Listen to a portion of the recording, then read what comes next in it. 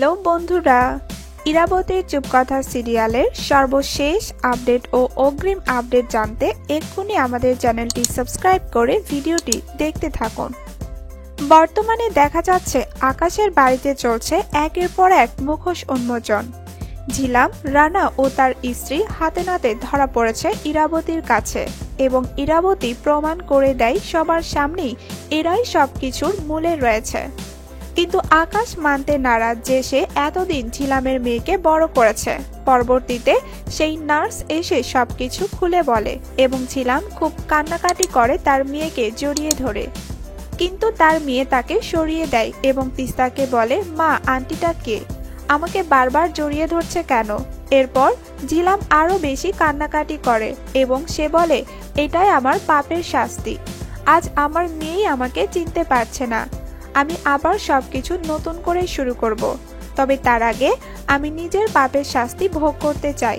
এই বলে পুলিশের সাথে ঝিলাম চলে যেতে নিলে আকাশ বলে, আসল অপরাধী তো রয়েই গেল। সবকিছুর মূল তো এই মহিলা। ইরা আমার জীবন নষ্ট করেছে, আমার মেয়েকে মেরে ফেলেছে। ডাক্তার সম্রাটের মেয়েকে নিয়ে সে এখন বেশ সুখেই আছে। এখন আবার নতুন নাটক করছে এইসব।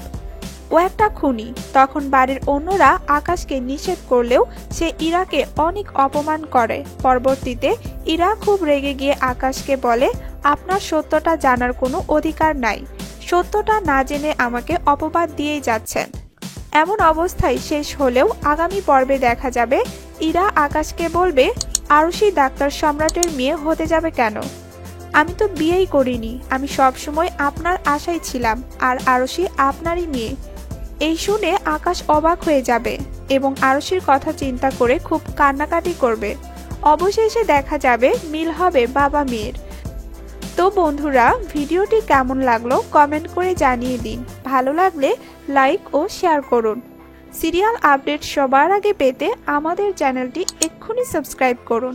ধন্যবাদ।